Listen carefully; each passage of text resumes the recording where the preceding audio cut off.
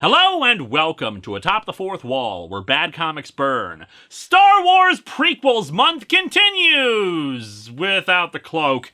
Yeah, I was trying to go for the cloak and cape thing like I did for the Star Wars reviews, but it really wasn't working with the blue outfit. Maybe it'll be better whenever the hell I get back to that series. Instead, oversized jacket again. So here's going to be an unpopular opinion. In terms of actual story, as in the actual narrative and how things progress, Attack of the Clones is probably the best of the prequels. Now, before you get ready to scream at me, let me be clear here. I don't mean that this is the best movie, the most entertaining, or the movie I'd rewatch the most. This thing still sucks, and it's understandable why a lot of people were telling me last week that they think this one is the worst. For me, in terms of enjoyable movies for the prequel trilogy, ones that I'm more willing to return to, Revenge of the Sith wins hands down. I'll of course explain why next time, but here's why I think Attack of the Clones' story works best. There are two main plots. We mostly care about the protagonists of those plots. They have a narrative arc to them that eventually brings both back together, and despite some loose ends and clear setup for the final movie in the trilogy, it feels like a mostly complete film as a result. Although let's be clear here, the dialogue is still terrible, there are still a lot of dumb and confusing creative choices, and while the acting is vastly improved over The Phantom Menace, it's still not exactly anything Oscar-worthy. But will the comic adaptation improve even more upon it? Or just have even more incredibly goofy bits than in the film? Well, let's dig into Star Wars Episode 2, Attack of the Clones, the official comic adaptation, and find out.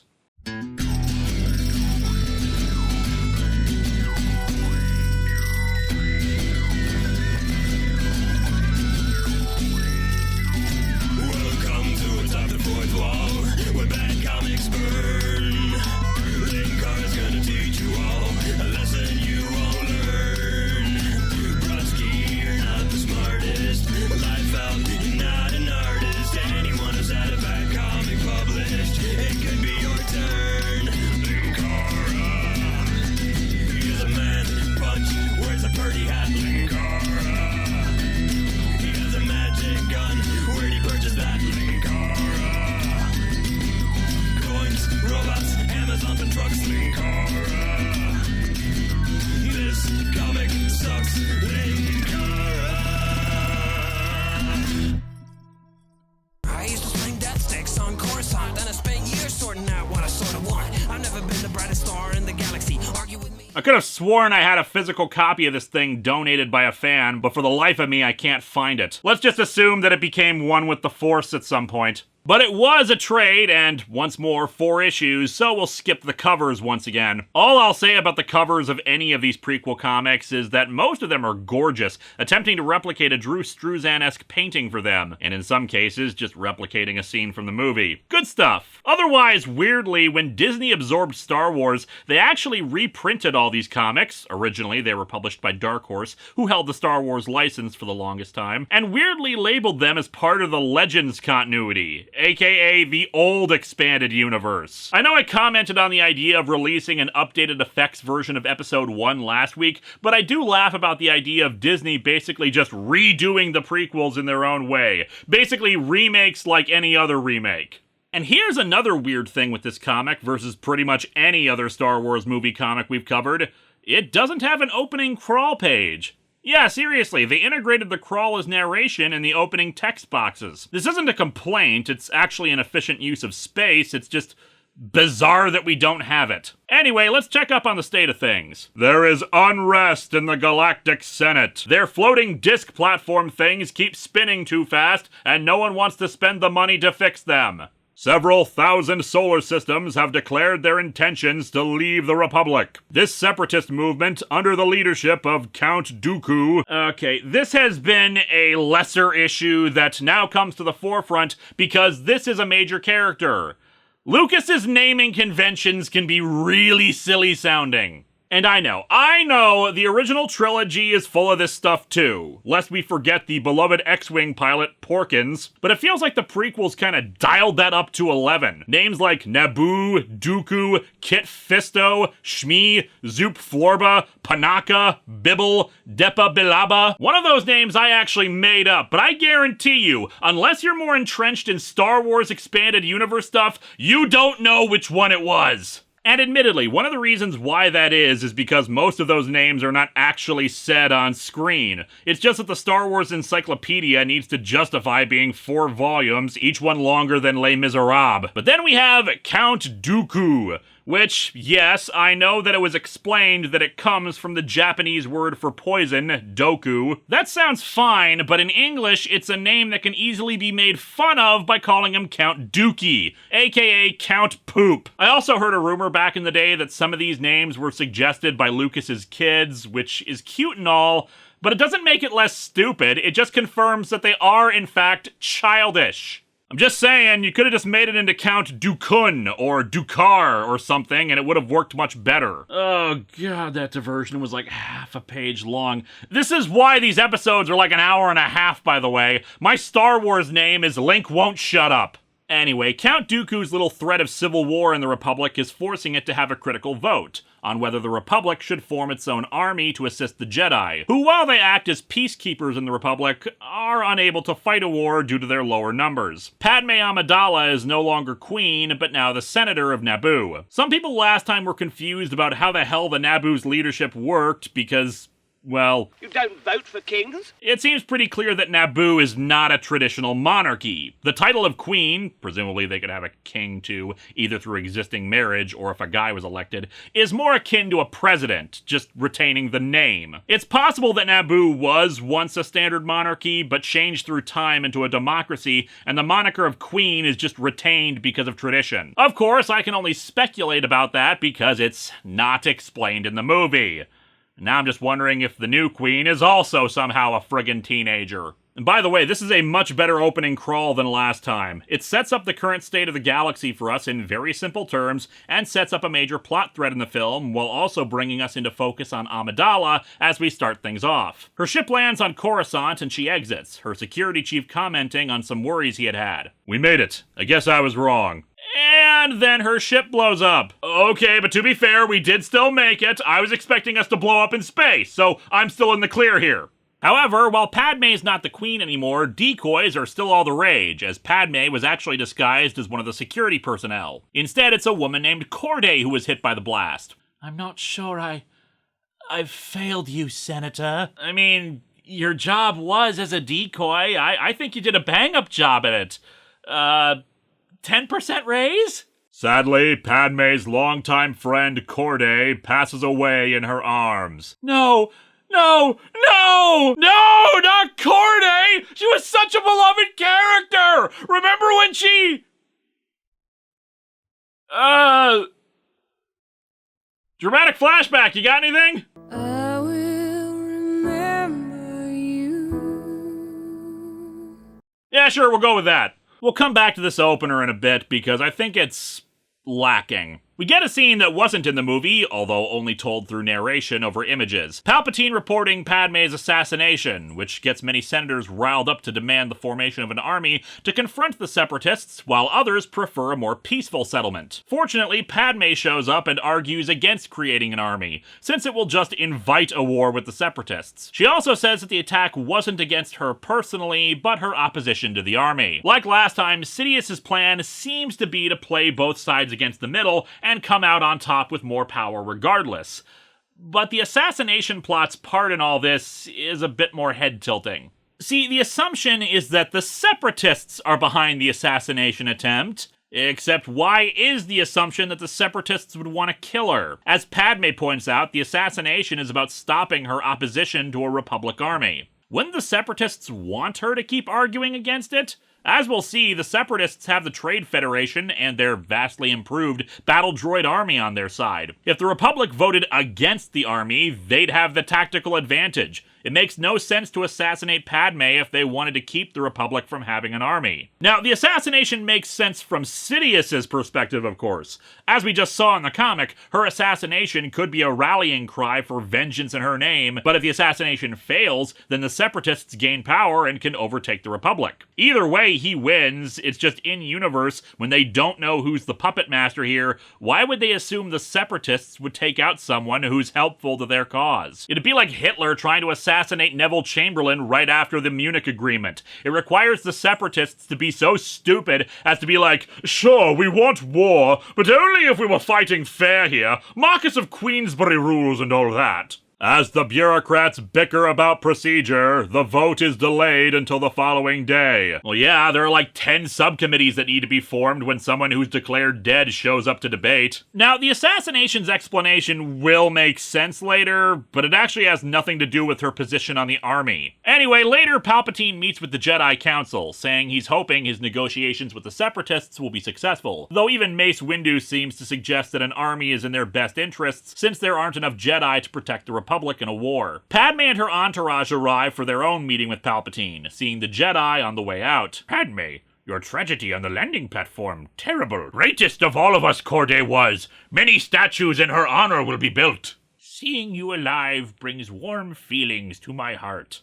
Something about that line just feels super awkward.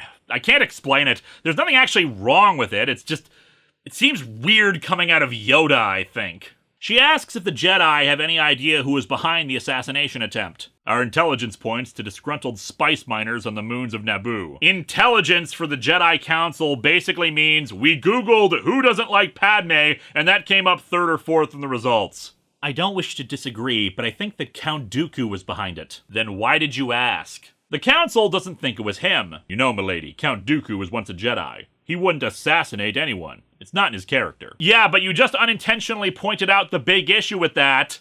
He's not a Jedi anymore. Since Padme's still in danger, Palpatine suggests assigning a Jedi to help with security, specifically suggesting Obi-Wan Kenobi since it's someone she knows. Palpatine's the type who has plans within plans, so of course I'm inclined to believe he's more into getting Anakin close to her. It's been 10 years since the Phantom Menace, and in that time, Palpatine and Anakin have become closer, so he probably knows about his attraction to her and is hoping to use that to his advantage. The comic cuts out the elevator scene between Anakin and Obi-Wan where we first meet him, now played by Hayden Christensen. Christensen gets a lot of flack for his performance in this and Revenge of the Sith. I don't think to the same extremes Jake Lloyd and Ahmed Best did, though I could be wrong there. It was still pretty harsh against him though, so once again, I reiterate, I have no problem with any of the actors in this. He's doing the best he can with the material, it's just the lines they have him do are just...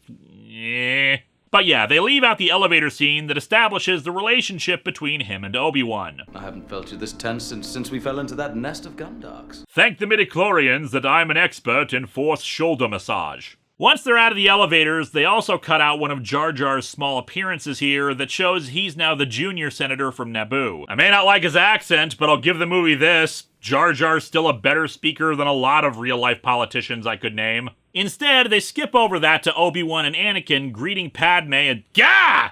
Criminy, what the hell is this expression that Anakin is giving here? You people bring matches for Mikey? Yeah, this right here is where a lot of people start hating Attack of the Clones. The romance between Anakin and Padme, and it does not start off well. The comic changes the dialogue a bit so it's slightly less bad, but it's still bad. My goodness, you've grown. So have you. Grown more beautiful, I mean. And much shorter. For a senator, I mean. Don't worry, Annie, just keep digging that hole. She'll be taller again soon enough. Oh, Annie, you'll always be that little boy I knew on Tatooine. Yeah, and that's kind of the problem. I sort of misspoke last week. A 5-year age gap isn't so bad. It's the fact that he could barely be considered a preteen while she was a teenager when they met and set up their future romance. It just comes across as weird. And yeah, his little compliment/flirtation is really awkward and uncomfortable, and the preceding argument does not help. So like I said earlier, I felt that the opening scene was a bit lacking. It's fine, it's not bad, but especially when it's an assassination attempt, it feels like it needed something. A stronger action-y start to it. I think you can make it stronger and establish Anakin and the romance better. Bear in mind that Anakin is supposed to be super good at the Force. They keep telling us that in these movies, that he's so impressive and powerful and stuff, but his reintroduction here is just him being a teenager who's gonna wet himself over having to say hi to his crush. So let's start with the bomb on her ship. But instead of just having the ship explode, suddenly Jango Fett appears with some mercenaries to continue the attempt. They get close to killing Padme when boom! Anakin shows up and directly saves her from a mercenary. The Jedi were sent here to escort her to the Senate. He turns around and reintroduces himself to her, and she's all impressed and smitten as he acts charming and likable. He can't stay and talk because they have to chase after Jango as he flies away. We get a quick fight scene. You can establish Anakin and Padme being into each other right out of the starting gate and make a good first impression of him as a skilled Jedi, rather than our actual first impression of him shifting around in an elevator with Obi-Wan being all, hey, remember that one time that was much more exciting than this? Good times.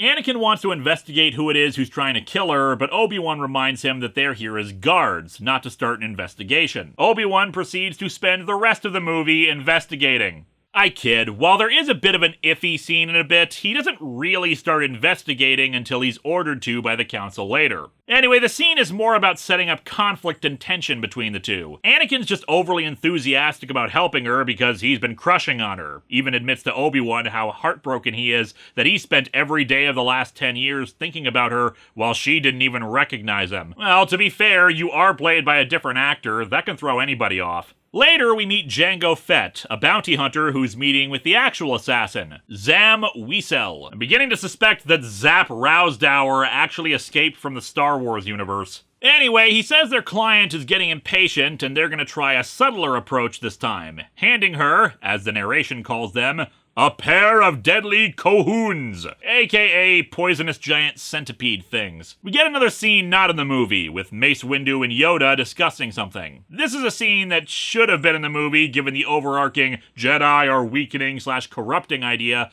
but with a slight tweaking in dialogue. Why couldn't we see this attack on the Senator? Masking the future is this disturbance in the Force. Prophecy is coming true. The dark side is growing, and only those who have turned to the dark side can sense the possibilities of the future. It's been 10 years, and the Sith still have yet to show themselves. This has been our most intense game of hide-and-seek ever. Back at Padme's place, Obi-Wan and Anakin discuss how Padme is using herself as bait to try to lure the assassin in and trap them. R2 is in the room as an early warning system, and Anakin is trying to sense everything going on in the room. Zam, meanwhile, loads up an assassin droid with the bugs and sends it off to the apartment. While they talk, Anakin tells Obi-Wan that he's been having disconcerting dreams of his mother lately. Dreams pass in time. I'd rather dream of Padme. Ew, we don't want to hear what you do with your lightsaber, Annie. Just being around her again is intoxicating. Ugh, that face is not helping. Obi-Wan reminds him that his commitment to the Jedi Order supersedes his horniness. And don't forget she's a politician.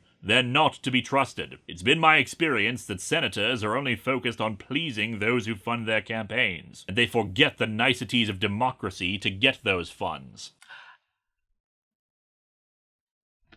Pretty much.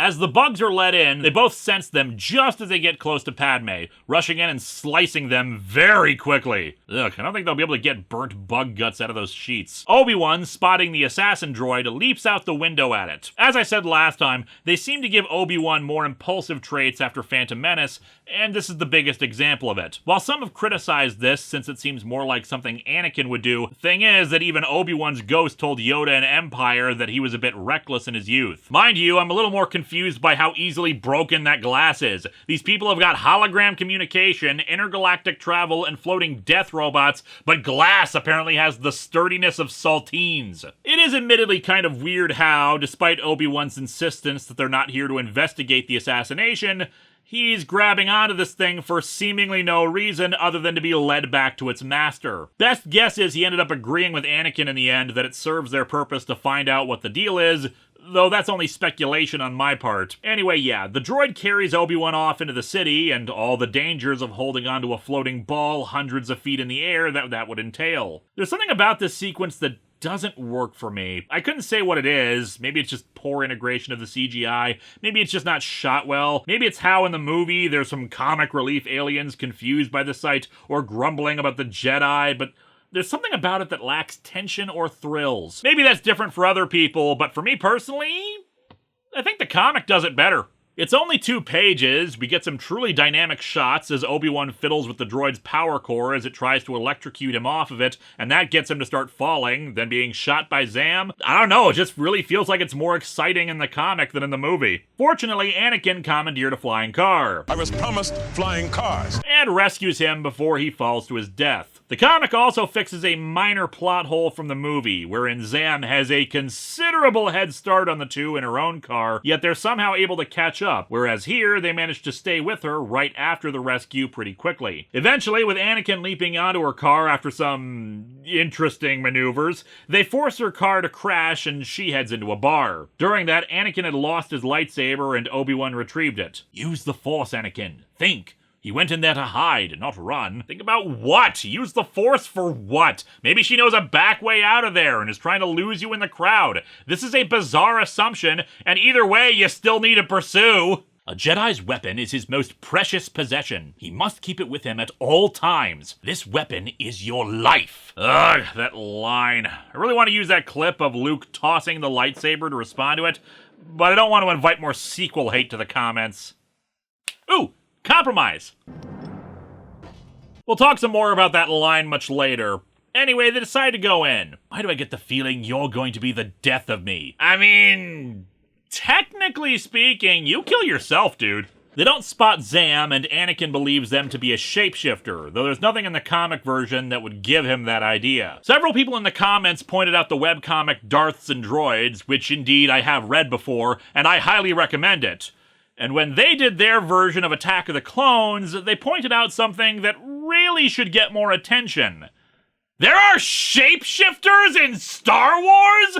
Like, that's a big deal! Beings that can change their appearance like that adds an incredible new dynamic to potential storytelling. For espionage, for assassination, for combat. And yet in the movies, it's only ever used here, in a throwaway bit for a character who doesn't even use it for her assassination plot. Like, it's a completely superfluous detail, especially since she was already wearing a mask. Although it's possible Zam was just trying to follow good social distancing. Who knows what kind of pandemics are occurring when there are hundreds, if not thousands, of different species walking around on this planet. It's just such a weird thing to include when it doesn't even end up mattering. The mask would have been enough to hide her identity before she decides to randomly try killing these two for no reason. Go and find her. Where are you going, Master? To get a drink. Obi-Wan Kenobi. Oh, and before you ask, yes, the death stick scene is in the comic. You want to buy some death sticks? You don't want to sell me death sticks. I don't want to sell you death sticks. You want to go home and rethink your life. I want to go home and rethink my life. And while I make fun of the goofy names of the prequels,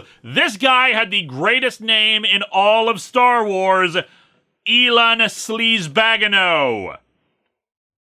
Elan Sleazebagano. Bless him. I hope he had a long, fulfilling existence after he rethought his life. Don't tell me his expanded universe story in the comments. I prefer to live in blissful ignorance. After Obi-Wan has a few shots of Romulan ale, Zam decides to try to shoot him in the middle of the bar for no reason, and gets her hand cut off for her trouble. It is Obi-Wan, however, who proves why he is one of the greatest of the Jedi Knights. He got straight A's in arm slicing off in Jedi school. He and Anakin lead Zam out, who in this panel is apparently taking a quick nap after getting her arm removed, then calmly walking with them out. Give her this, she's got the fortitude of a brick wall. Also, just leave her arm there, I guess. Are you going to eat that? Easy. Official business. Go back to your drinks. Oh, thanks. For a second there, I was worried it was an unofficial dismemberment. While Anakin calls it official business, in the movie it was Jedi business, and got me tilting my head a bit. I think this was meant to be another example of the Jedi's growing problems and hubris. Simply put, it seems weird that the Jedi can just cut someone's arm off in the middle of a bar and then say, Jedi business, move along, without even some kind of identifier that they are a Jedi. They just have carte blanche to do this kind of thing anywhere they go? And yeah, our heroes decide to drag her out into the street to interrogate the person currently in shock from having their arm cut off, which is definitely more of a not-so-heroic act from the good guys as they demand to know who hired her to kill Padme. She starts saying it was a bounty hunter, but said bounty hunter shoots her with a toxic dart and then flies off with his jetpack. Although this artwork makes it look like he was only 3 feet away, and despite being able to track Zam through the streets, I guess they can't be bothered to grab their car and chase him. So, yeah, Jango just killed Zam here instead of, the 2 Jedi who weren't paying attention. Whoops. Okay, thinking this through, I suppose you could argue that he'd only be able to kill one of them, and not both, before the other dealt with him. Or that he knows the Jedi would probably be able to slice out the shots in the air if they were aimed at them as opposed to Zam. But then, that just leads us to the utter weirdness of this assassination plot. A lot of critiques around the assassination plot focus on the bizarre chain of people being sent to assassinate Padme, but let's give the benefit of the doubt here and work through the wonkiness of the plan itself. For starters, maybe a sniper shot from across the way isn't going to work, because this place has special glass that requires a cutting tool like the robot has to get in. Glass that Obi-Wan was able to leap through pretty easily. Hell, we'll definitely give them that a bomb is not necessarily going to work either. The first bomb plan didn't work after all, and they know the Jedi are guarding her, and let's face it, Force users can do some pretty incredible things, so why couldn't they suppress an explosion or something if they sense the danger? Hell, a bomb would probably be a big flashing warning sign of danger for a Jedi's precognitive senses, versus some bugs that are just in the room and happen to sting her or bite her or whatever. There's something more innocently deadly, if that makes any sense, versus a very specific intent to kill like a bomb. And hey, what if she had gotten up to get something to drink, or she couldn't sleep or something and wasn't in the room when the bomb went off? Severely injured, but not necessarily dead. Some kind of instant poison with the bugs that would be quieter and potentially not be discovered until the next morning, giving plenty of time to get away. In addition, they need to confirm that she was killed, so they probably need to stay close by to monitor the situation, and a bomb is going to attract a lot of attention to the area when you don't want to be there. So yeah, this method is a bit weird,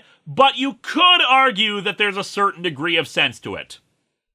Not so much with the chain of subcontractors. So we don't really know if Sidious ordered the assassination. Later on, the Viceroy of the Trade Federation says that he wanted Padme dead for what happened in The Phantom Menace in order to join the Separatists, but maybe Palpatine was already orchestrating this whole thing to bring Anakin closer to her. At the very least, he approved the assassination plot, and with things on this scale, that's pretty much ordering him to do it. Dooku, in turn, hires a bounty hunter to kill her, Jango Fett. Jango hires Zam to be the actual assassin. Yeah, I know there's expanded universe material that explains their relationship to each other is more like partners, but as a reminder, we only care about what's in the movie. And in the movie, she only says that she was hired by him. That's it. Oh, but after the bomb failure, she is ordered to not actually do the assassination herself, but to have these bugs do it. Hell, let's throw in the assassination droid too for good measure, because I would assume that something called an assassination droid does some assassinating. So we have bugs delivered by a droid, deployed by an assassin, hired by a bounty hunter, paid for by Count Dooku, who was given authorization to do this by Darth Sidious. I have 8 different bosses right now. I beg your pardon? 8 bosses. 8? 8, Bob. Welcome to Star Wars Episode 2, Attack of the Ludicrously Convoluted Assassination Scheme.